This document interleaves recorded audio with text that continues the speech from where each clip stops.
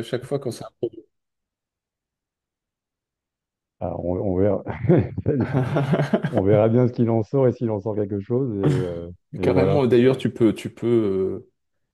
mais j'ai beaucoup de plaisir à interagir avec toi. Je repensais ce matin, je me dis, qu'est-ce qui se passe?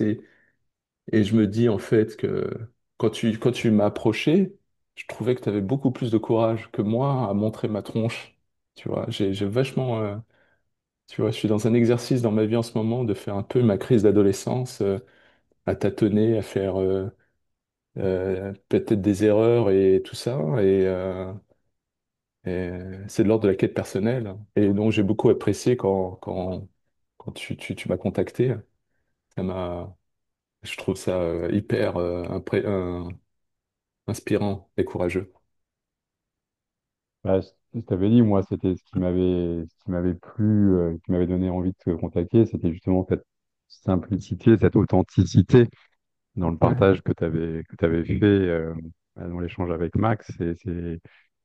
C'est là où je me suis dit, tiens, il y a quelque chose avec Athème, il y a quelque chose avec cet homme. Et voilà, ça fait plusieurs fois qu'on échange ensemble et j'ai pas été. Enfin, c'est pas même pas j'ai pas été déçu, mais j'ai retrouvé justement ces aspects-là de cette authenticité, de cette vulnérabilité, de cette ouais, sensibilité ouais, que tu t'autorises. Enfin, et ça c'est beau. Et comme tu disais, bah, dans les stages, dans les retraites, dans les accompagnements qu'on peut faire avec des groupes, les gens viennent aussi avec cette volonté de déposer les armures et de se montrer au maximum tels qu'ils sont. Et ils ont la possibilité d'être confrontés justement à plein de facettes autour d'eux qui leur permet d'aller toucher ça, quoi. En tout cas, de le révéler, de le voir, de le voir face aux autres, avec les autres. mais carrément, c'est étonnant, c'est marrant, ça paraît simple ce que tu dis, en même temps, c'est tellement profond et vrai, parce que j'ai l'impression d'avoir grandi dans un monde handicapé émotionnellement, spirituellement, alors que d'apparence, les gens font des pieds et des mains, et il y a un manque d'authenticité, comme si les gens avaient réussi à, au lieu de combattre leur peur, hein, à faire semblant de ne pas avoir peur. Ouais. Ah, la Euh, connexion, l'image s'est arrêtée. Je savais pas si la connexion était encore bonne, mais Alors, j'ai effectivement l'image qui est figée, mais je t'entends ah toujours. bah toi Donc, aussi. Ah ça y est, ça a repris. ouais. Mais le son était Voilà. là. Et en fait, maintenant j'ai un amour tellement pour l'autre parce que finalement, je me rends compte la nécessité d'aimer tout le monde, son prochain, même le connard, parce que parce que tu te rends compte que personne finalement intentionnellement veut faire le bien. Des fois j'ai beaucoup de voilà. Veut faire le bien ou le veut De faire faire le mal? de faire le mal, de faire le Ouais. mal, de faire le mal. Il faut que je comprenne le lapsus. Mais, euh, et voilà, donc moi en fait, j'ai des caractéristiques en moi que j'aime, mais qui, dans l'environnement où j'ai grandi, qui ont été source de malheur. Et tu vois, c'est comme si quand tu as un don, tu grandis avec un cœur que je pense tout le monde a, et suivant les environnements, tu deviens une menace, hein, où tu fais chier en fait. Parce que tu vois, on est quand même dans un monde où plus tu te conformes, plus tu rassures, d'une certaine manière. Euh, tu vois, et donc j'ai appris à petit à petit, j'ai compris la nécessité d'exister, de comprendre que le spirituel, il est ici et maintenant, il n'est pas dans l'au-delà. Bah, il sera peut-être dans l'au-delà, j'en sais rien, j'ai pas vu, mais je crois qu'il y a un travail à faire ici et qui est forcément au début inconfortable. Et donc, je joue en ce moment de me mettre dans de l'inconfort pour savoir ce qu'il y a de l'autre côté. Et, c'est pour ça que, c'est pour ça que j'ai du plaisir là à parler avec toi ou à faire partie de de retraites. J'en avais fait une il y a quelques années dans l'Oregon. Et au bout d'une heure ou deux, t'as l'impression que les autres, c'était tes frères et sœurs, quoi. J'ai du mal à utiliser ces termes parce que les gens vont croire qu'il y a un côté gourou, tu vois, parce que la société se moque vachement Oui. de tout ce qui est spirituel Non, mais je et comprends ouais, parfaitement. ouais. Et d'ailleurs, c'était intéressant parce que dans la retraite où j'étais, à un moment donné, j'ai lu un texte et dans ce texte, il était exprimé que justement, euh, on a tous un joyau à l'intérieur de soi, voilà ce que tu évoques, et malgré les couches qui peuvent exister au-dessus de ce joyau et qui peuvent faire que notre personnage est perçu comme détestable à certains moments donnés pour certaines personnes ou dans certaines situations, si nous-mêmes, on a la capacité de voir au-delà de ces formes de personnages et de voir le joyau qui existe en chacun de nous, en chacun de soi, eh ben, on a une perception effectivement de l'autre qui est différente. Moi, j'ai toujours eu ça. Même le plus infime des connards, entre guillemets, il a quelque chose en lui. Et si on arrive à avoir cette flamme à l'intérieur de lui, ça change aussi la perception que l'autre a. Puis de se dire qu'après, bah, voilà, ce qu'il a mis autour de lui, il l'a mis pour des raisons de protection quand il était enfant, pour avoir ou de l'amour ou de la sécurité de ses proches la plupart du temps. Et après, eh ben, il a pu fonctionner comme ça. Et puis bah, tout le travail là, c'est justement d'aller déconstruire ça pour juste faire émerger le joyau qui est derrière, quoi. Ouais, carrément, mais c'est ce qui est fou, c'est que quand on fait ce travail, je- on accède à des niveaux de joie et d'émerveillement inconnus, quoi. Ou en tout cas, on assume peut-être nos capacités d'émerveillement qu'on a depuis l'enfance, qui sont éteintes petit à petit. Euh, et moi, naturellement, depuis que je suis tout petit, j'arrive pas ni à juger ni à détester. Et après, dans le monde dans lequel on vit, il faut toujours montrer patte blanche et pouvoir dire clairement à l'autre, voilà, là, je déteste cette situation, il y a toujours ce côté de faire semblant d'être comme l'autre. Et alors que j'ai jamais pu avoir, donc aujourd'hui, quand je vois quelqu'un, un connard, quelqu'un de désagréable, je me pose d'abord, j'ai pas de jugement et j'ai plutôt le questionnement de dire qu'est-ce qui s'est passé, qu'est-ce qui lui est arrivé pour en arriver à être comme ça. J'ai comme un désir de comprendre l'autre. Et, euh, et d'ailleurs, plus les personnes sont désagréables, plus je me rends compte qu'en fait, il y a une raison à ça, que, que leur, que en fait, ce sont des opportunités à chaque fois. Quand t'as un mec bien chiant, voire méchant, cruel et tout, il y a quelque chose je crois que j'ai du mal à l'articuler parce que mais je crois qu'il y a quelque chose qui est à, je crois qui nous donne les moyens d'accéder à nous-mêmes d'une certaine manière. Oui, Euh, et à la fois, parfois, c'est aussi en disant non et en disant stop, quelqu'un qui se comporte d'une manière qui est pas acceptable ou agréable à un moment donné. Il y a, au-delà, effectivement, de voir ces mécanismes et du pourquoi il le fait, c'est de dire, bah non, mais moi, ça, j'en veux pas. En tout cas, j'en veux pas dans ma vie, j'en veux pas dans mon environnement. Et je dis non, quoi. Et donc, je m'extrais de la situation, soit je dis à la personne que, voilà, ça suffit. Et que je vais pas accepter de subir, entre guillemets, une forme qui n'est pas juste à un instant T, quoi. Tout à fait, et c'est pour ça que je suis souvent mal compris, parce que quand je dis il faut aimer l'autre, c'est c'est justement tout ce que tu viens de dire, c'est j'aime l'autre donc je vais lui dire non, j'aime Mhm. l'autre donc je vais tu sais ça m'avait choqué dans le bon sens. J'ai fait des arts martiaux pendant longtemps, mais j'avais toujours je croyais qu'en faisant des arts martiaux je pourrais trouver l'équation pour pouvoir être gentil et pouvoir me défendre sans faire du mal à l'autre et tout et il y a un concept que j'ai compris.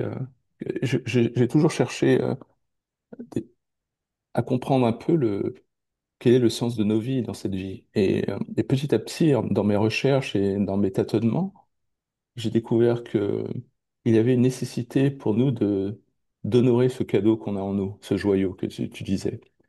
Et la société, c'était normaux pensante, nous fait croire que la vertu, c'est la gentillesse à tout craint.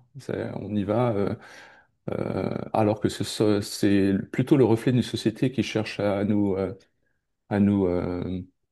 Nous à nous, lisser. nous lisser, nous contrôler, parce qu'il faut bien que tout le monde ait de l'électricité et des ressources, bref. Et, euh, et un jour, je demande à mon sensei, il est septième dan, c'est un mec hyper gentil, qui va à l'église, chrétien, mais d'une gentillesse incroyable. Et donc, j'adore, sans me rendre compte, poser des questions inconfortables. Et je lui demande, mais si un jour tu te fais agresser dans la rue, tu sais pas le mec, ils sont là, il y a un risque que tu meurs, est-ce que tu tues l'autre? Tu vois? Il me dit, ouais, avant de me poser des questions, sans hésiter.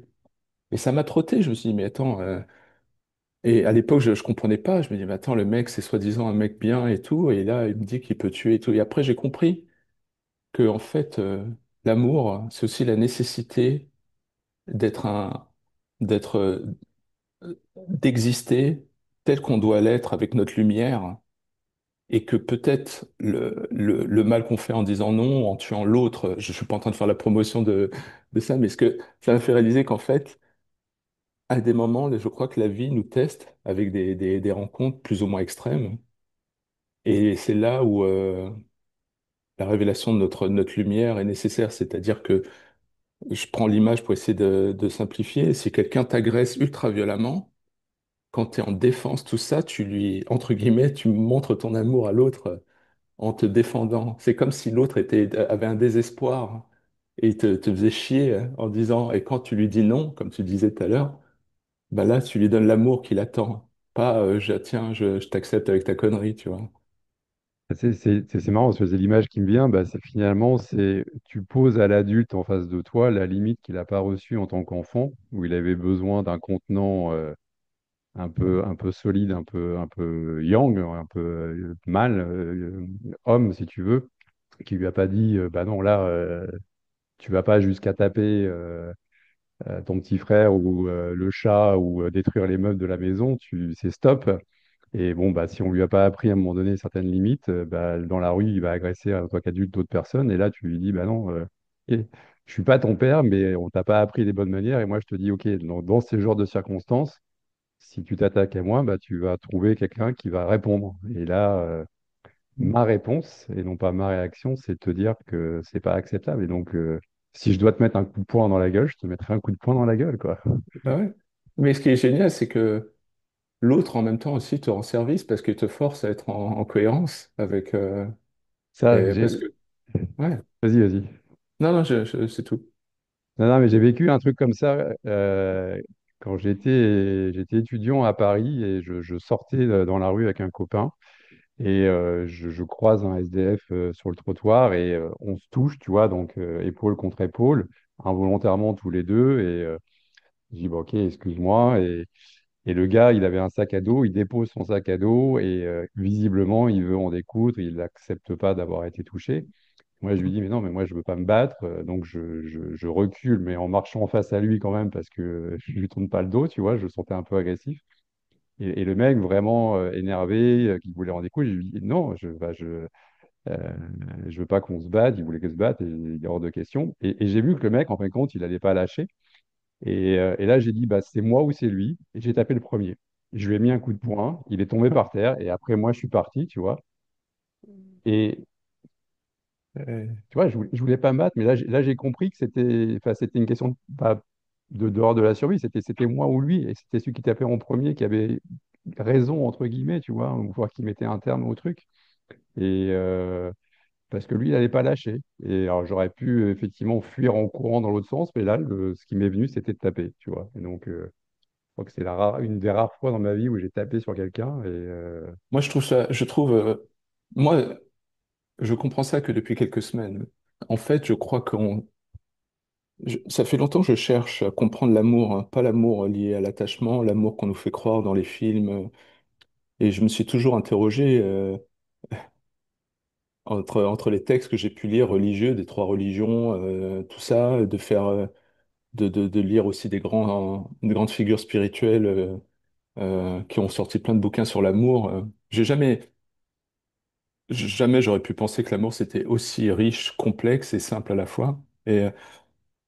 Et ça fait quelques années où j'ai la persuasion, je suis persuadé que l'amour, la vérité et l'univers ou Dieu, c'est la même chose. Et en fait, quand toi, tu agis, c'est une forme d'expression de vérité, c'est l'amour. En fait, ce qui est difficile à comprendre, c'est que quand tu as foutu le coup de poing, tu lui as donné l'amour qu'il attendait. Quelque chose ça m'est arrivé une fois, c'est marrant, j'ai quelqu'un qui, à l'époque, j'avais 15 ans. Moi, j'ai toujours été une crevette, j'avais jamais envie de me battre et tout, et pourtant, j'étais dans des environnements de banlieue de merde, ultra violents, avec des racailles. Ça m'a vraiment saoulé. Et un jour, quelqu'un fait une blague et dit à une brute de l'école, Tiens, il y a Athème, il a dit qu'il te prend à n'importe quel moment, tu vois. Et le mec vient me voir, genre au milieu de la journée à l'école, il me dit, ouais, à ce qui paraît, t'as dit que tu pouvais me prendre et tout. Le mec, il était un peu plus petit que moi, mais ramassé. Il faisait de la boxe et moi, je savais rien, quoi. Et donc, il me dit, ouais, je t'attends à la sortie de l'école à 5 heures quand on a fini, tu vois. Et je suis, oh merde, putain. Donc, moi, l'école, la journée se termine, je me barre, je me cours pour me barrer pour pas avoir. Et là, je réalise que toute l'école avait entendu. Et au moment où je sors, il y a 40 personnes qui attendent à l'extérieur pour voir le combat et tout. Et moi, je me dis, merde. Et donc, j'ai pas pu réussir à m'échapper. Et je me retrouve dans la rue avec ce mec en face de moi, entouré je sais pas moi, 40 personnes qui regardent, qui voulaient voir le spectacle. Tout le monde était sûr que le mec allait me défoncer et tout. Et là, il m'avait énervé, ça m'a saoulé. Et donc, je me mets à me battre comme un chiffonnier, hein. Et à la fin, à force de lui foutre des pains et tout, il recule, il me dit, c'est bon, t'as gagné et tout, hein. Et, euh, et je repars. Et je me dis, qu'est-ce qui s'est passé? Et 5 6 ans après, je me balade dans la rue, je vois une personne, une figure familière, je n'arrive pas à me rappeler, mais je me dis, je l'ai déjà vu. Et on se croise et je me dis, c'est bizarre. Et que dans le doute, je lui serre la main. Et après, je trace et je réalise que c'était le mec avec qui je m'étais battu auparavant, tu vois. Et donc, c'est quand même étonnant de voir. Et depuis toujours, depuis mon enfance, j'ai la vie qui me challenge vachement pour que je prenne mon rôle de vérité à des moments, comme tu disais, de pouvoir exister, dire non à l'autre, foutre un pain éventuellement, alors que j'ai toujours assimilé l'amour à être simplement inoffensif. Ouais, c'est ça, la bienveillance, la merveilleuse, horrible bienveillance dont on doit tous faire l'objet pour être apprécié de tout le monde et qui effectivement est à vomir dans le sens où elle t'amène à être à, à nier des grosses parts de toi ou quand tu as besoin d'avoir cette énergie pour te défendre, pas forcément que physiquement, mais pour juste te positionner, bah, tu dois l'utiliser, quoi. Et tu ne dois pas dire amen et te plier à n'importe quelle exigence. Sinon, c'est toujours celui qui gueule le plus fort et qui a raison. Et non, ça marche pas comme ça, quoi. Mais exactement, et ce qui est marrant, c'est qu'il y a quelque chose évidemment, de divin chez l'humain, et toute ma vie, j'ai été challengé pour prendre ma place. Notamment mon expérience avec les femmes qui est hyper intéressante, c'est un truc cosmique. Toutes les femmes que j'ai rencontrées dans ma vie, elles avaient une sorte de brillance pour camoufler le fait qu'elles avaient un désir que je mène la barque. Et donc, moi, je voulais juste courir dans les prés, quoi, avec ces femmes-là. J'avais pas envie de prendre ma place. Je voulais juste faire la rencontre d'âmes. Moi, j'avais pas envie d'être dans des choses codifiées, hein. Et à chaque fois, toutes ces femmes ont trouvé le moyen de pouvoir me tester pour savoir si je pourrais être à la hauteur dans certaines situations. Et et ça passe par des trucs à la con. J'ai, J'avais cette fille qui voulait qu'on échange souvent en texto et je lui dis non, je suis occupé, je travaille, laisse-moi et tout. Et puis un jour, un jour, elle me dit bon, bah c'est bon, alors là, je vais à l'hôpital, quoi. Alors que c'était du pipeau, hein.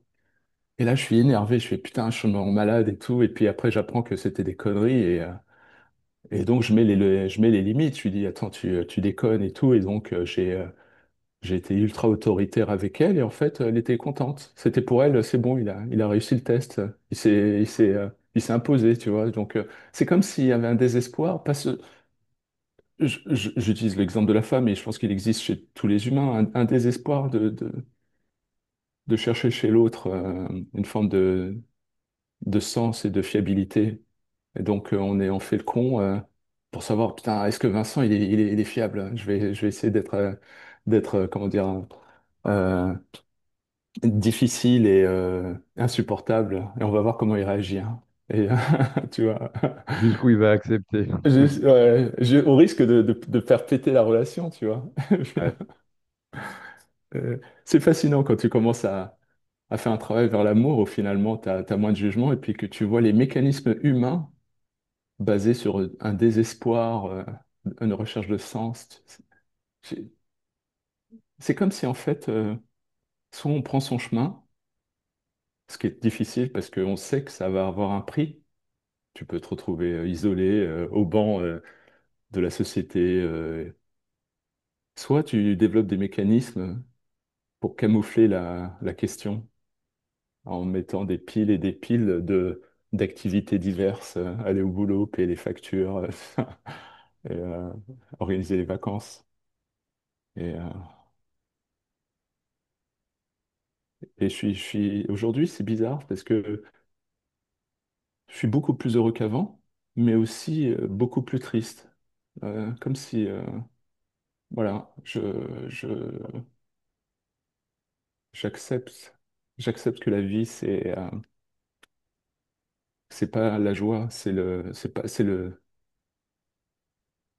Je comprends maintenant que il y a une confusion dans ce monde entre le bonheur et un sentiment euphorique, hein, qu'on veut nous faire croire qu'il faudra avoir en permanence. Oui. Et qui amène dans une quête inaccessible parce qu'effectivement, ça marche pas comme ça. Il y a des hauts et il y a des bas.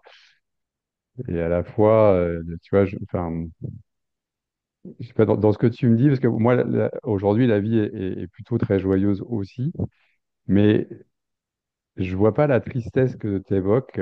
Et c'est comme si, peut-être que là, aujourd'hui, le fait que ce soit aussi beaucoup plus joyeux, mais et que tu sois dans cette démarche-là, tu laisses remonter, en fin de compte, la tristesse qui a peut-être été contenue, mise dans des couches depuis un certain temps, et elle s'exprime aujourd'hui naturellement, mais jusqu'au jour où, bah, quand tu la laisseras, quand tu auras laissé sortir les dernières gouttes, elle aura plus vraiment besoin de venir te toquer à la porte et s'exprimer. Et parce que ouais, j'ai une vision effectivement de la vie plutôt joyeuse. Ça ne veut pas dire qu'il n'y a pas des situations confrontantes, qu'il n'y a pas des situations que tu préférerais ou que je préférerais ne pas vivre, mais le recul par rapport à ces situations ou la rapidité avec laquelle les émotions passent fait que bah, ça reste quand même joyeux. Et puis bon, bah ok, ça fonctionne pas ou ça va pas dans le sens que je veux, bah, c'est juste que j'ai à aller voir ailleurs, tu vois, et puis ça continue à circuler, mais il y a plus les accroches d'avant de non, non, je veux absolument que ce soit ça, ou c'est Ouais. incroyable ce qui m'est arrivé et je m'y accroche pendant des jours, des mois, des semaines, et du coup, là, effectivement, bah, le quotidien devient pesant potentiellement, quoi. Ouais, mais oui, oui, je suis d'accord avec toi, mais peut-être que c'est à un moment donné de mon chemin, j'ai l'impression que la vie, c'est d'accepter toutes ces émotions. Et la tristesse, pendant longtemps, je l'ai fui en la mettant sous le tapis, et même en mettant des couches de honte par-dessus en plus, tu vois. Donc, et aujourd'hui, j'assume, j'ai pas un désir d'être triste, mais je, je les accepte. Et toi, tu es en train de me dire que peut-être que la tristesse, c'est quelque chose qui doit couler, et que, en fait, Mm. Non, mais je te dis ça, en fin de compte, c'est que comme jusqu'à présent, tu l'autorisais pas, et en plus, tu disais que tu mettais de la honte par-dessus, le fait que là, tu t'y autorises, bah, de fait, ça peut remonter, ça peut circuler, et si tu t'y accroches pas, effectivement. Mais c'était dans la formulation où tu as dit, bah, voilà, je vois la vie de plus en plus joyeuse, mais je la vois aussi de plus en plus triste. Et c'est là où juste, peut-être que c'est juste, comme tu dis, des passages où il y a de la tristesse qui remonte, ce qui ne veut pas dire que la vie soit triste. C'est Oui, oui, non, c'est je me juste suis mal exprimé. c'est juste l'émotion que tu vis sur l'instant, tu vois. Je m'interroge, est-ce que c'est l'émotion? Parce que peut-être que c'est toi qui, qui, qui, qui, qui me reflète ce que je devrais peut-être atteindre. Maintenant, j'ai de moins en moins de problèmes avec la tristesse et genre, bon, bah, c'est là. Quand je dis la tristesse, c'est pas comme un, comment dire, c'est comme si, ben, il y a des regrets, il y a des trucs, et qui, à chaque fois que j'y pense, me font de la peine. Et maintenant, j'accepte que ça fait partie du spectre, des émotions, mais je dis pas que la vie, c'est comme si c'est tout ça qui faisait la beauté de ma vie. J'ai pas d'angoisse à me, tu vois, je Non, mais tiens. tu as exactement mis le mot dessus, c'est-à-dire que tu peux voir la beauté de la vie dans la tristesse. Ouais, Comme on peut voir la beauté de la vie dans la souffrance, et le jour où on voit la beauté de la vie dans la souffrance, d'ailleurs, c'est même plus, enfin, ça n'a plus la connotation lourde qu'on peut mettre sur la souffrance. Ok, il y a un moment donné, je veux dire même plutôt de la douleur plutôt que de la souffrance, dans le sens où la souffrance, et je m'y accroche, alors que la douleur, bah oui, je peux avoir une douleur physique, je peux avoir une douleur émotionnelle, mais si j'en fais rien, je la vis et elle finit par me traverser et ça passe. Et ça passe d'ailleurs très vite si je suis en totale acceptation, mais je peux y voir la beauté. Comme tu dis, c'est une des facettes de la vie, sauf que jusqu'à présent, c'était des facettes qu'on pouvait refuser. Et donc, le fait de le refuser, eh ben forcément, non, ça va bien dire, attends, ça c'est aussi la vie. Tant que tu le refuses, ça va se représenter à toi et ça va se représenter de plus en plus fort jusqu'au jour où tu vas dire oui, quoi. Et tu vois, là, je vois le pas d'humilité, c'est ok, c'est la vie, c'est plus grand que moi. Et si là, je dois vivre de la tristesse, si je dois vivre de la souffrance, bah oui, je vais dire oui parce que sinon, je vais continuer à souffrir encore plus et ça exactement. va être de plus en plus désagréable, quoi. C'est toujours émouvant de voir chez l'autre des fois, qu'il a traversé certainement des choses et qui me rappellent, moi aussi mon vécu. C'est comme, là, c'est marrant parce que je suis toujours ému de voir quelqu'un qui est arrivé à des expériences, je ne peux pas dire similaires à la mienne, mais en tout cas qui arrive à des... On arrive toujours aux mêmes conclusions, aux mêmes... Ouais, au même point genre, ouais. t'as la vie c'est tellement grand, tu t'inclines, vas-y, vis là, et puis donc l'idée c'est d'accepter tout ce que la vie te balance, mais sans t'y attacher. L'idée c'est pas de mettre sur un piédestal ou sur un trône la tristesse, la mélancolie d'être, tu vois, je pense que la vie, c'est quand même un truc lumineux, joyeux, euh, et mais que il y a vitalité dans tout. Même, tu vois, tu prends la tristesse, tu la prends, tu la regardes, tu lui souris, mais tu la transformes pas en déesse ou un truc. Et, euh, et aujourd'hui, je me dis, mais pourquoi je comprends ces choses-là aujourd'hui? J'ai presque ce regret, pourquoi on m'a pas expliqué ça avant? Comme si j'avais... Je suis en train de m'interroger en ce moment, en même temps de ce qu'on parlait, c'est que est-ce que peut-être le principe de la vie, c'est pas d'être cette école et que tu peux pas... C'est pas un jeu vidéo, on te donne tout. Je pense que... Tu, tu vois, Non, vas-y, vas-y. c'est comme si en fait on peut pas... On peut aller à l'école, on peut apprendre tout en biochimie, physique quantique, nucléaire, philo, tout ce que tu veux, mais ça, c'est pas la vraie sagesse. C'est pas Oui. la, c'est du matérialisme. C'est encore, au même titre que les pensées, c'est encore, voilà, un système humain de réaction en Euh, chaîne. Voilà. J'en ai des frissons dans tout le corps. En fin de compte, euh, ma compréhension d'aujourd'hui, c'est que c'est pas possible. C'est-à-dire que même si quelqu'un t'avait donné le mode de fonctionnement, te l'avait expliqué noir sur blanc et t'avait dit, voilà, la vie, ça fonctionne comme ça.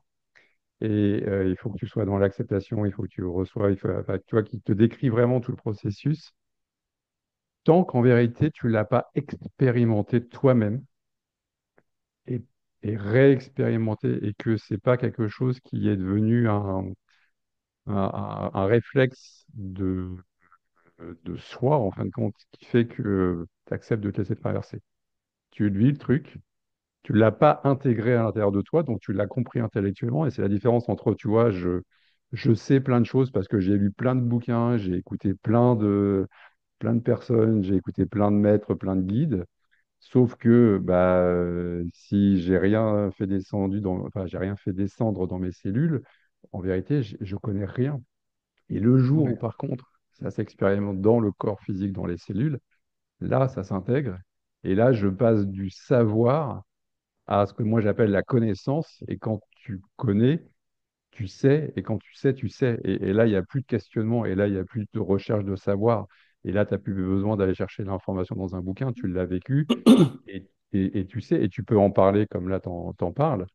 Et du coup, c'est toi qui deviens ton propre guide et tu n'as même plus besoin d'avoir qui que ce soit à tes côtés ou d'aller voir un bouquin. Ça ne veut pas dire que tu vas pas aller le faire parce que tu as le goût et que parfois la façon dont quelqu'un va le dire va te faire un tilt et te dire mais putain, mais c'est ça que je sens, mais je ne savais pas comment mettre les mots exacts dessus. Et ça, c'est merveilleux.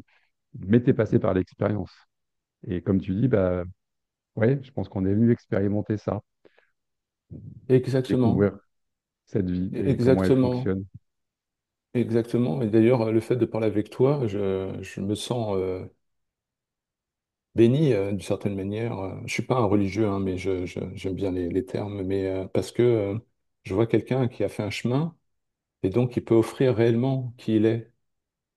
Alors que finalement, peut-être il y a 20 ans, on aurait eu une conversation conventionnelle. Tiens, qu'est-ce qui se passe dans le Bah, monde? Conversation, c'est sûr. peut-être on aurait coché les cases pourquoi pas, mais ce que, ce qui est fascinant, c'est que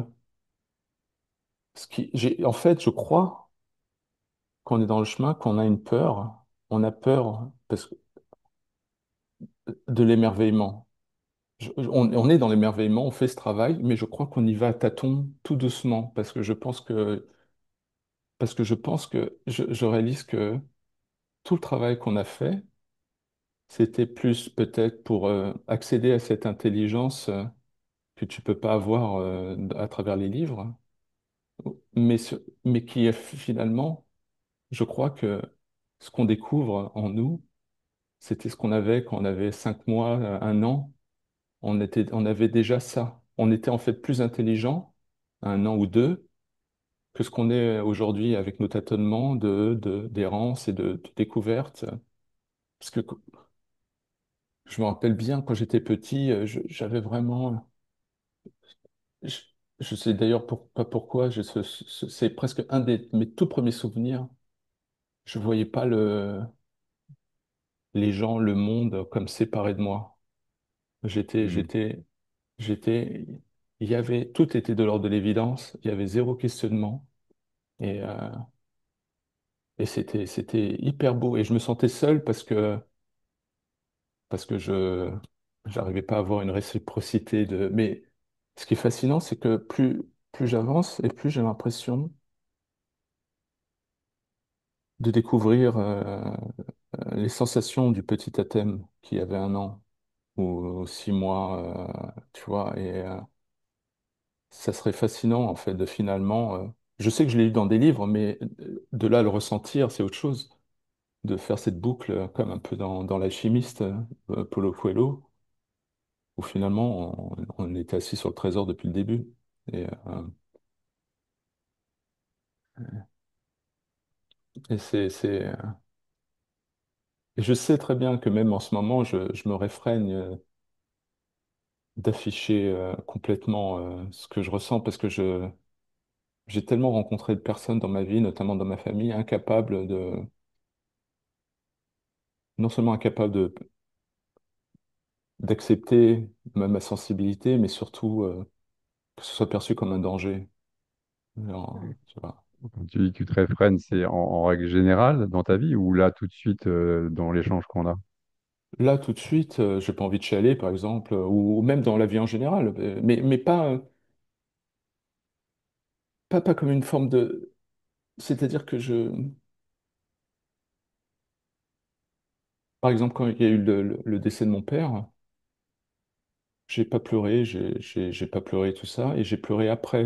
En fait, je pleure dans mon coin parce que j'ai grandi dans un environnement où en fait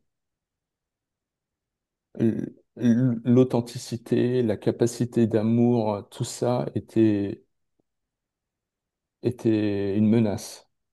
Euh, et, euh, et donc, que ce soit dans ma famille, que ce soit en banlieue, que ce soit avec les racailles, hein, un exemple, enfin, et, et ces limitations sont liées aussi à un reflet de la société parce que je sens dans la société un système de protection qui fait que dès que tu assumes ton authenticité, ta sensibilité, ta capacité à recevoir certaines émotions, tout ça, c'est attaqué. Tu apparais pour une menace pour certains, pour la société, t'es un faible.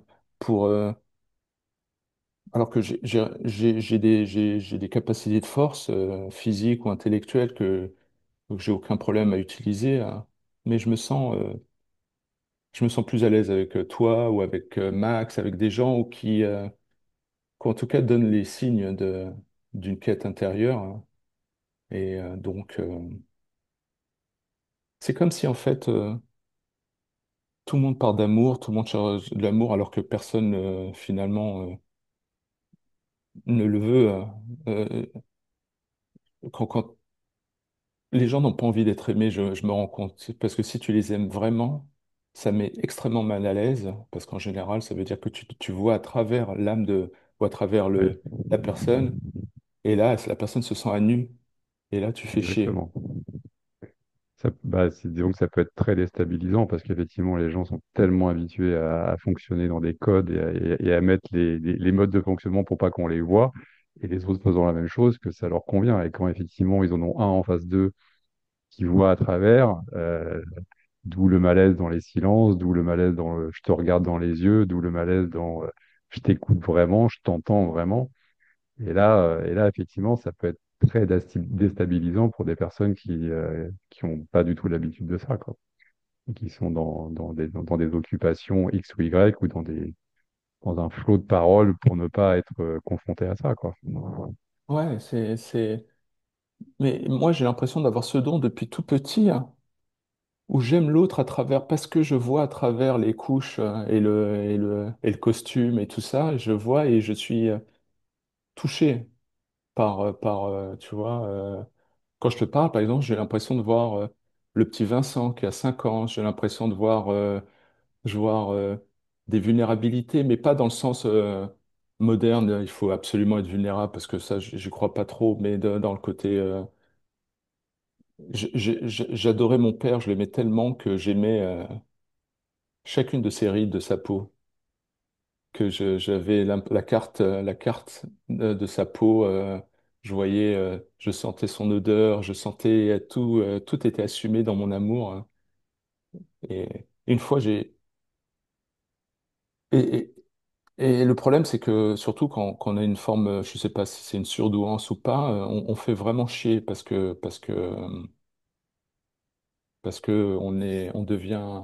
on a des questions bien chiantes.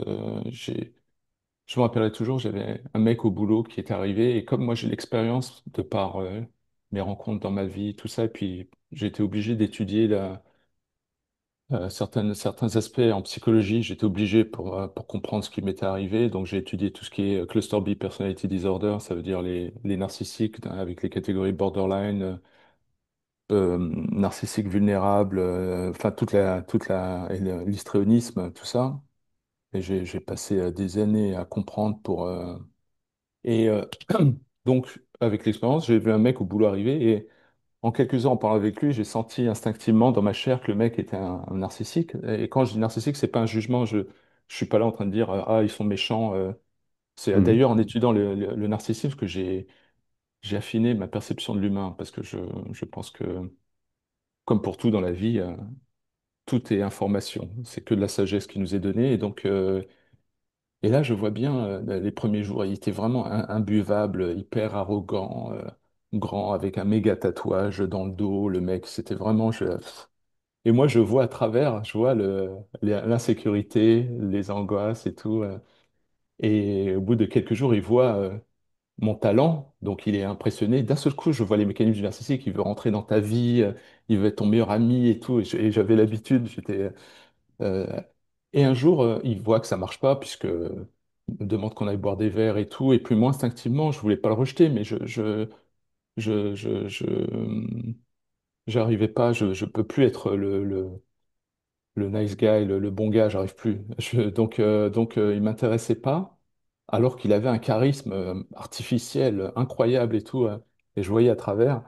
Et puis un jour, il me dit, tiens, tu peux pas m'aider, je dois aller chercher ma bagnole et tout. Je fais, ok, j'accepte. Et pendant qu'on est en train de rouler, je sais pas ce qui m'a pris, je suis là et je l'aimais bien en même temps, tu vois, parce que quand quand tu développes ta colonne vertébrale, ta capacité de dire non, comme tu disais tout à l'heure, à tout voir, il n'y a plus de menaces. Même le pervers narcissique, il n'a pas de prise. Et j'avoue que je suis Mm. là, et inconsciemment, je vais, comme un con, parce que j'ai mon hypersensibilité et une sorte de naïveté aussi. Je lui dis, tu sais, avec ton narcissisme, tu pourrais faire de grandes choses. Et je dis ça, et je me dis, mais attends, mais t'es con, quoi. Et il me regarde et tout surpris, mais il m'a pas dit, il n'a pas pris comme une insulte, mais il a, j'ai utilisé le mot narcissisme tu vois, pas pour lui dire t'es un pervers, tu vois. Ouais, ouais. Et quelquefois, j'ai eu dans ma vie des moments où ça part comme ça, et, et, et donc je me rends compte que des fois, avec ma sensibilité, je peux faire du mal, parce que des fois, j'arrive à aimer l'autre, alors que c'est comme si le monde veut que tu l'aimes d'une certaine manière, c'est-à-dire avec une recherche transactionnelle. C'est-à-dire, je pense qu'il y a même des femmes qui préféraient que je les aime pour que j'ai une attente sexuelle, on va dire, ou romantique, hein. Mais si je les aime vraiment, ça fait chier. Ça fait genre merde, putain, c'est pas ce qui était prévu. Et, et donc, voilà, aujourd'hui, je crois que aimer réellement, dans les errements de société, ça devient presque de la science-fiction, quoi. Ouais, mais voilà, avec le seul truc, c'est que avec ce que tu dis, tu peux pas en vérité faire de mal à l'autre, et quand bien même tu en fais à un moment donné involontairement, tu vois, c'est juste que tu viens toucher quelque chose qui est sensible chez celui qui est en face de toi, mais qui n'a rien à voir avec toi, et c'est juste quelque chose qui lui appartient, sur lequel tu mets le doigt dessus et tu révèles ça à la personne. Mm. Et tu viens juste faire œuvre pour ça. Et donc, si après c'est mal perçu, Ouais, bah, c'est pas grave, enfin, c'est la vie, quoi. voilà, enfin, c'est ça. Après, je veux dire, on a tous on a tous impacté des gens à un moment donné dans notre vie, sans le faire exprès, parce qu'on était tous là pour jouer ce rôle-là. Ça ne veut pas dire qu'on va aller volontairement titiller les gens et faire du mal, loin de là l'idée. Mais il n'y a pas de, ouais, il y a pas de faute. Voilà, c'est ça. Derrière, Non, il n'y a pas de, ouais. ouais, il y a pas de faute. Mais ça me fait réaliser qu'en fait, quand tu fais un travail pour, entre guillemets, d'émancipation ou pour essayer de trouver ta voie, pour rejoindre tes capacités d'amour, d'émerveillement, enfin, finalement, tu as l'impression que tu réveilles en toi. C'est comme si tu retrouvais l'innocence de l'enfant. T'as jamais remarqué, les gamins, ils sont là, putain, mais pourquoi ils sont mauvais, lui? Tu vois, un truc. Et l'innocence. Et je me demande si, finalement, est-ce que j'ai pas chez moi préservé une sorte d'innocence ou qui. Et et il y a les codes de société où finalement on t'apprend à être. Voilà, j'ai l'impression que cette société fait la promotion de la courtoisie avant de l'authenticité et d'être et d'aimer et d'être émerveillé. Et, j'ai un pote, il m'a fait chier à l'époque. Il voyait bien que j'étais trop gentil, trop naïf. Il me dit, Athènes, c'est marrant, tu pourrais te marier par courtoisie. Et, et ça m'a foutu les boules. J'ai- mais j'ai, tout ça, en tout cas, bref, c'est un peu le reflet de ma peur d'être. Voilà, j'ai très peur d'être moi-même parce que je sais que simplement prendre sa place, ça a un coût pour l'autre. Et indépendamment de moi en plus. Tu vois. Pour l'autre, et c'est un coût pour toi aussi, dans le sens où il y a certains espaces, certains modes de fonctionnement que tu avais, que tu vas devoir laisser de côté.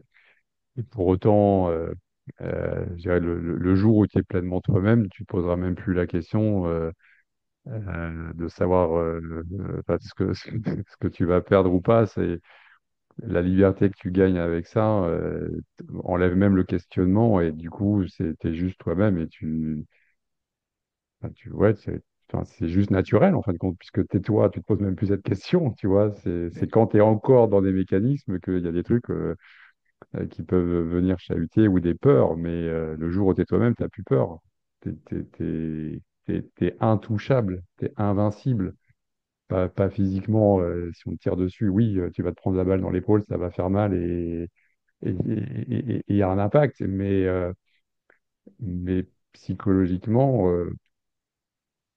on peut pas t'attaquer, quoi. Enfin, on peut rien te faire, ça va glisser.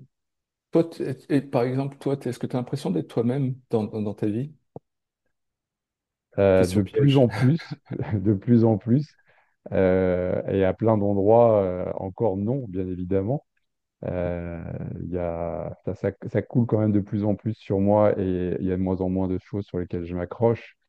Mais il y a encore des événements, des situations ou des personnes qui viennent me faire réagir et où je vois bien que je suis pris. Alors la différence, c'est que bah, ça dure quelques minutes, quelques heures, une journée, tu vois, et que après je passe à autre chose. Alors qu'avant, je pouvais m'y accrocher des jours, des semaines, des mois, et ça m'a amené dans une vision très négative de la vie et de lutte. Alors qu'aujourd'hui, je suis heureux de vivre, je suis heureux d'être qui je suis. Je trouve que la vie est belle, j'ai la chance d'en profiter et d'accepter surtout ma vie telle qu'elle est, avec plein d'aspects qui m'inquiétaient avant, en me disant mais je suis décalé, je dois faire des choses, tu vois, je dois me mettre en œuvre sur certains aspects. Et là, en fin de compte, non. C'est tout ce que j'ai traversé, c'est ce que je devais traverser, et je suis parfaitement OK.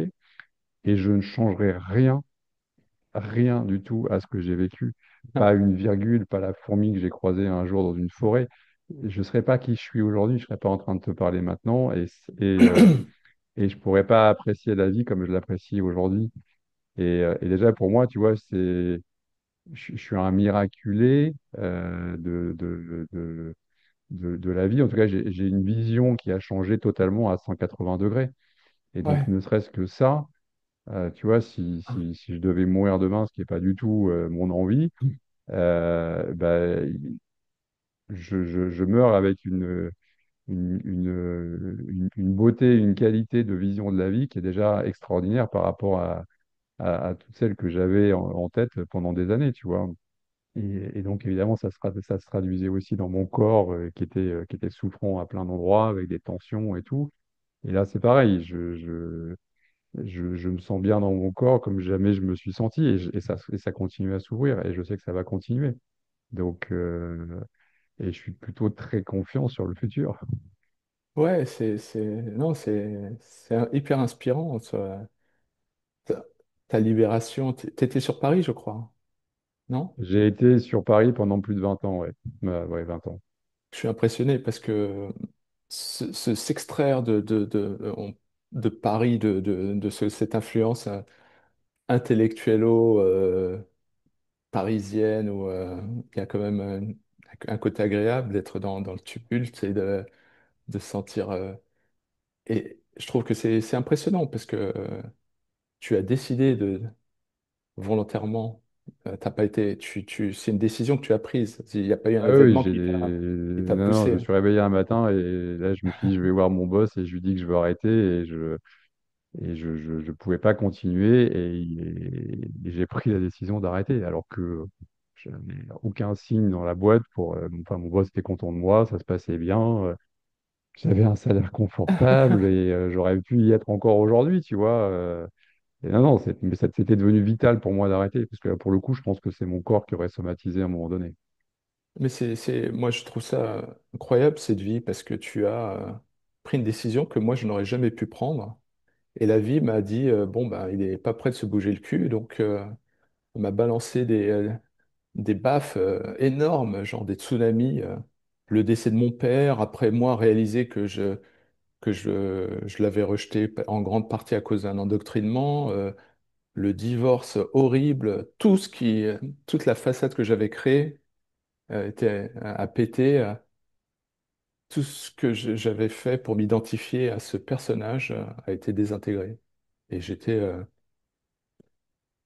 et j'ai bien eu 6 ans, 7 ans de genre, tu sais pas si tu vas y arriver, tu vois, ou tu sais même pas si tu vas être vivant, tu vois. Et puis, je suis admiratif que tu aies pris la décision parce que pour moi, sans les événements horribles, je sais pas si j'aurais eu le courage. Je sais pas si j'aurais le courage de dire, eh tiens, peut-être qu'il y a un truc à faire. J'avais en fait, entre les endoctrinements divers et variés, j'avais un désir pour moi de croire que la paix passerait par le conformisme. Si je faisais comme Mm. tout le monde, alors que tout en moi hurle d'authenticité, cherche un truc. C'est comme si tu es là avec l'esprit ici, et puis tout ton corps, c'est plein de tentacules qui cherchent à, à hurler que peut-être qu'il y a autre chose. En fait, j'ai échoué à être normal. Je me suis battu pour être comme tout le monde à payer, tu vois, genre, et surintellectualisé pour savoir peut-être que finalement, il y a des codes, tu sais, ça me fait marrer quand on parle. Je pense qu'il y a une dérive dans la vie, c'est de devenir un expert. Et mon but, je veux pas du tout être un expert, je dis juste ce que je ressens, ce que j'ai vécu. Mais aujourd'hui, je souris quand je vois et je comprends la difficulté des relations humaines, hommes-femmes. Mais c'est normal que ça peut pas marcher. Pas que,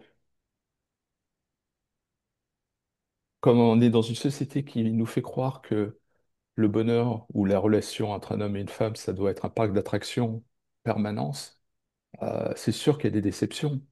Et si les Oui. gens cherchent dans la relation, pardon, vas-y, Ah, ben, oui, c'est clair. c'est un truc, Ça amène des déceptions, ouais. et on t'apprend pas ça à l'école. Moi, j'ai vécu avec toute une cohérence idéologique où en fait, si tu es gentil, si tu la ramènes pas et que tu gagnes un peu d'argent, bah tu vas avoir une vie heureuse. Et en fait, c'est complètement faux. Mm. C'est- Et j'ai ouvert la porte pour comprendre mon masculin ou mon âme, pour comprendre le féminin par amour, pas par stratégie. Et aujourd'hui, je pense que les relations, c'est une opportunité d'un travail sur soi. Je pense même que aujourd'hui, à cause de la culture, on nous fait croire que si tu te sens pas bien dans ta relation, donc c'est la faute de l'autre, donc tu peux te barrer. Alors que c'est comme dans la méditation, plus c'est chiant, plus ça fait son travail. Tu vois, quand tu te dis putain merde, je peux pas tenir plus de 2 minutes, ça veut dire que ça marche. Et le problème, c'est qu'on est.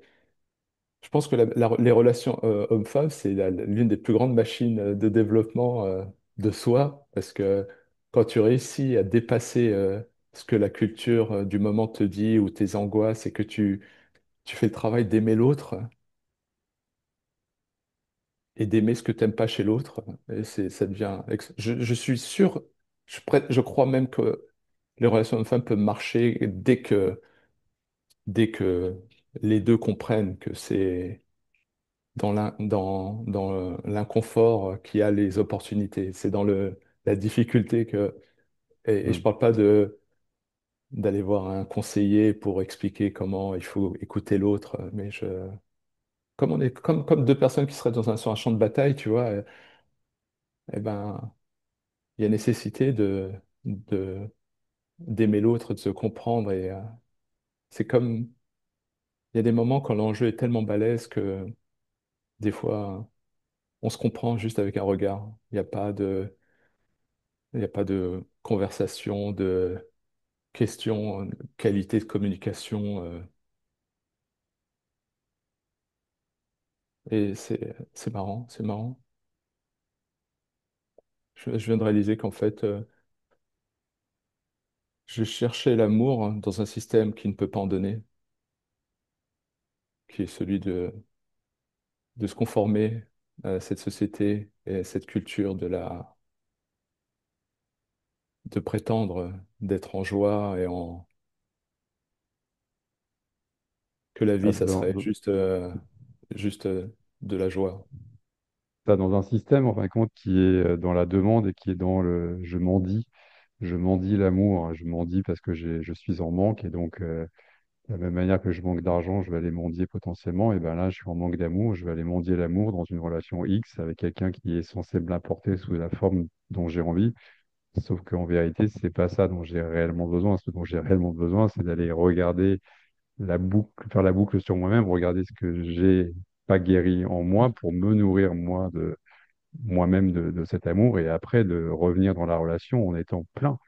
Et donc, du coup, je viens pas chercher à prendre chez l'autre quelque chose qui me manque. Je viens donner et j'offre dans ma relation ce que je suis capable d'offrir à ce moment-là. Et de la même manière, l'autre, s'il est dans la même démarche, bah, c'est quelque chose ça devient un gagnant-gagnant. Et donc, plus quelque chose où je viens compenser ce qui me manque à un instant T, quoi. Ouais, carrément. C'est, en fait, plus j'aime, plus j'assume mon amour pour l'autre, et c'est comme si j'avais attendu de la vie qu'elle me donne de l'amour comme un système de validation, comme quelque chose qui me valide, qui me donne du plaisir, donc un système égoïste, parce que j'avais besoin d'une canne ou d'un... Et, et c'est marrant, aujourd'hui, j'ai plus ce besoin d'être aimé. J'ai du bonheur à voir l'autre, à m'émerveiller, hein. Et, mais j'ai plus le besoin. Peut-être que c'est temporaire. Je ressens plus le besoin que l'autre m'aime. C'est agréable quand on est aimé, hein. Mais ça fait un peu peur.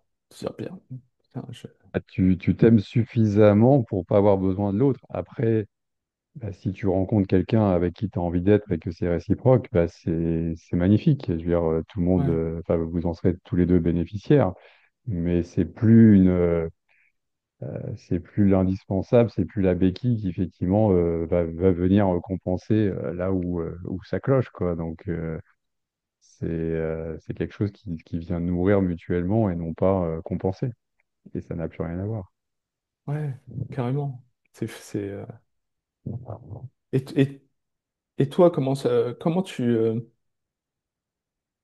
comment t'en es où, toi? Est-ce que t'es dans une quête ou est-ce que maintenant t'es arrivé à un point où tu vis les choses sans... Est-ce que t'as des choses qui te gratouillent le cœur encore ou l'esprit ou est-ce que maintenant t'es dans le vivre? Alors, je suis de plus en plus dans le vivre, mais non, il y a encore des choses qui viennent me gratouiller, mais tu vois, aujourd'hui, j'ai pas de lieu de vie fixe, et longtemps, ça a été, voilà, je voyais que ça me mettait dans de l'insécurité et tout, mais là, aujourd'hui, bah, ça me va bien. Dans 10 jours, je sais pas où je suis et je suis OK avec ça.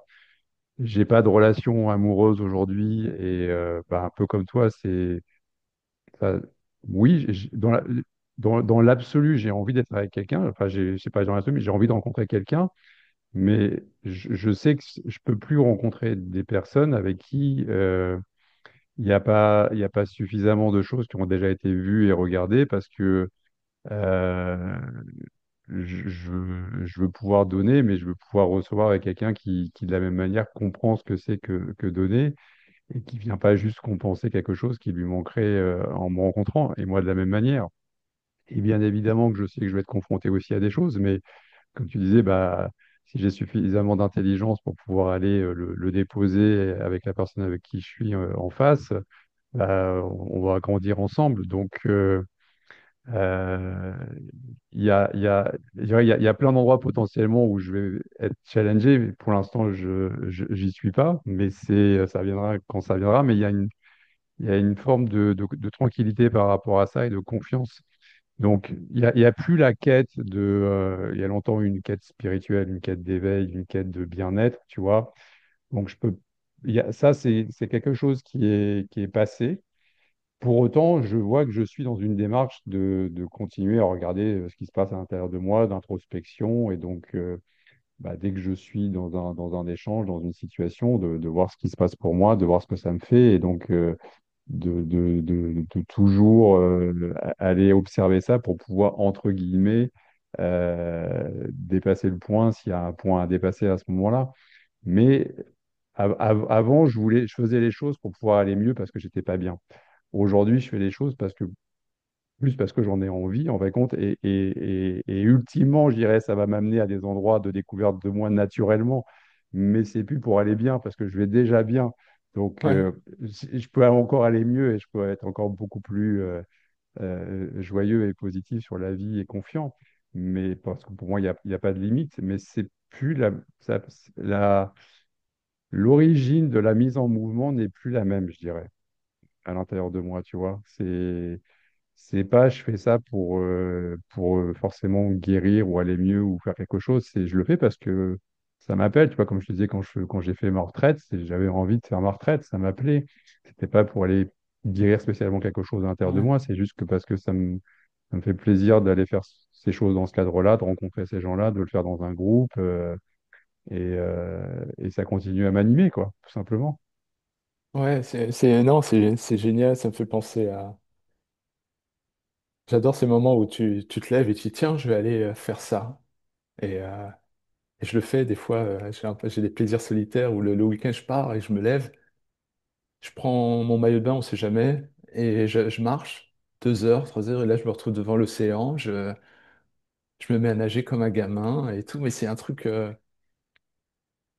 j'ai encore des petits freins de me dire, merde, est-ce que j'ai le droit de me faire plaisir tout seul, tu vois? Mais c'est émouvant de voir le parcours de quelqu'un qui, après de multiples tâtonnements, je,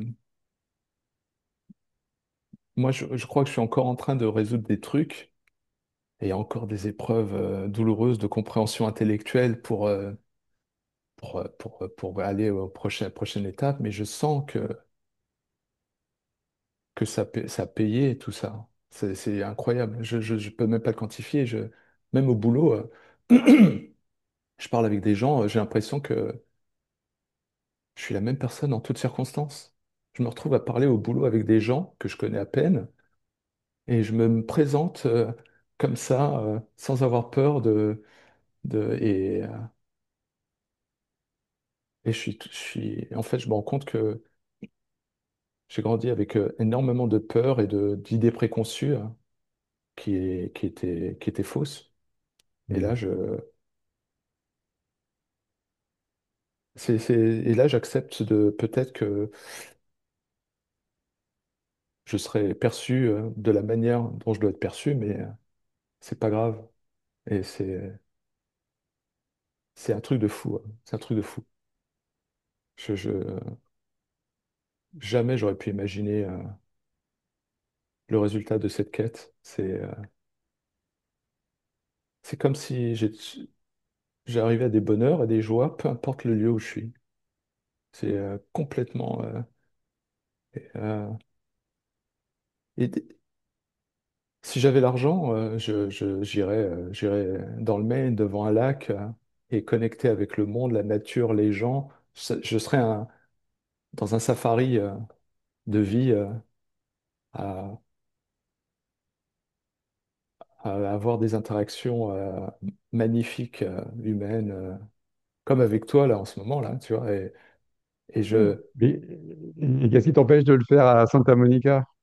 je le fais à Santa Monica, mais il y a un Ok. côté, il y a un côté, il y a un côté symbolique. Tu sais, il y a des fois, il y a des lieux parce que moi, j'ai autant de plaisir à être en Norvège ou à être à Maui, tu vois. Mais le Maine, il y a quelque chose de... Il y a quelque chose de moi en moi de très mélancolique où j'aime la difficulté des saisons, leur variété, parce que ça, j'ai une forme de perception. J'arrive à percevoir les finesses, les variations, les richesses.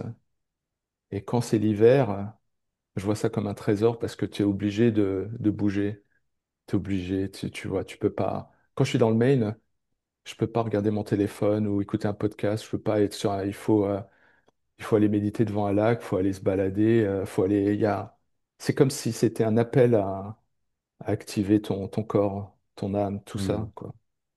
Et alors que quand je suis dans le Maine, c'est plutôt. Après, tu peux vivre ces mêmes émotions partout, mais il y a un symbole derrière le Maine parce que on a Ouais, parce peut-être que là, plus la. c'est un espace où toi, ça t'appelle ça, quoi. Pas uniquement, il y a aussi des moments, des lieux qui nous apparaissent à des moments symboliques de nos vies, hein.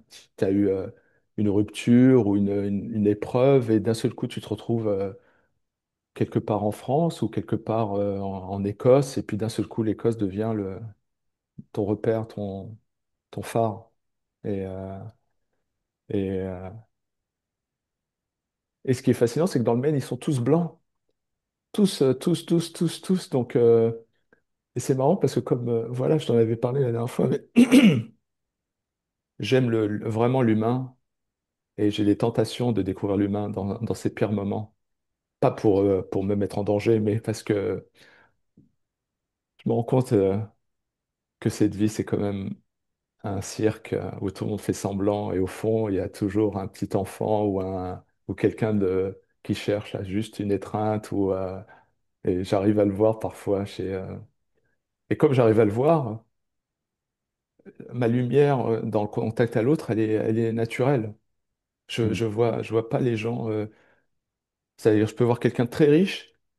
Et je vais avoir de l'amour qui traverse ces vêtements hyper coûteux derrière, ou quelqu'un de très modeste, et de voir autant de lumière, voire plus derrière. Et je suis en émerveillement permanent. Et je me marre parce que plus je l'assume et plus mon contact au monde devient de plus en plus riche et beau. Je- Tu sais ce qu'on dit, c'est que en fait, on crée. C'est un truc, on aurait pu en parler pendant des heures. C'est que la pensée est créatrice du réel. Donc si toi tu penses que l'autre est raciste, ben il y a forte chance qu'il soit raciste. Oui, qui vont en rencontrer plein, oui. Ouais, carrément. Et, euh, et moi quand je suis dans le Maine, je vois aucun racisme, rien. Et je me rappellerai toujours, j'étais en balade au tréfonds. Il y a quand même des endroits quand tu montes plus au nord vers le Canada où tu peux entrer dans des poches où il y a le côté redneck. Et une fois, je me baladais avec mon bonnet. Ma- et là, j'arrive devant des maisons avec des couples un peu âgés qui ont l'air d'avoir peur et tout. Et je passe devant un couple et ils avaient un chien énorme. On aurait dit un lion, un truc, mais tu vois, ils étaient là en train de le tenir et tout. Et moi, je suis arrivé en total naturel avec un petit frisson en me disant peut-être qu'ils vont flipper et que je vais me ramasser tu vois, une troupe de gars qui vont me poursuivre parce que je suis bronzé. Et en fait, non. J'étais en sourire, j'ai fait ce qu'on doit faire dans la vie, quoi. Je leur ai dit bonjour, j'ai souri et j'ai pas exprimé de jugement ni de peur. Et donc, ils étaient. Ça se passe, je crois, en 2-3 secondes entre Ah à ouais, ouais. mesure. Donc, Oui, oui, tu sais tout de suite, enfin, le corps sait, tu sens dans ton corps et tu sais, enfin, quand tu rentres dans une pièce où tu sens l'ambiance et c'est quasi immédiat. Tu veux dire, tu n'as pas besoin de passer par l'analyse, enfin, ça passe même pas par l'analyse. De toute façon, ton cerveau, ouais. il n'est pas efficace pour ça. Et ce qui est fascinant, c'est que toutes les épreuves que j'ai traversées, tout le travail que je fais et tout m'a permis petit à petit de m'écarter de la peur et d'être dans l'amour.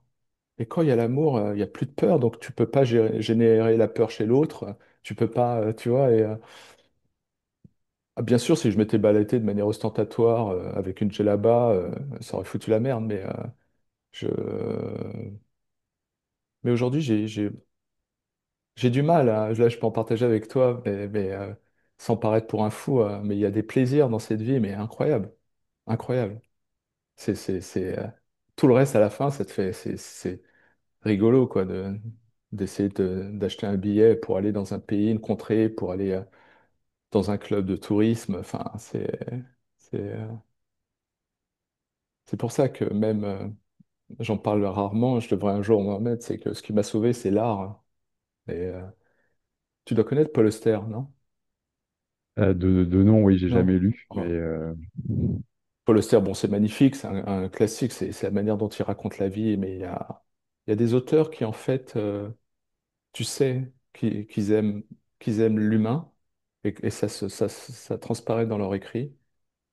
Et un jour, je lirai peut-être un autre auteur américain, parce que moi, venant de France, avant d'arriver aux États-Unis, ben, j'étais assis sur des certitudes en me disant, putain, la France, c'est héritage, plusieurs milliers d'années.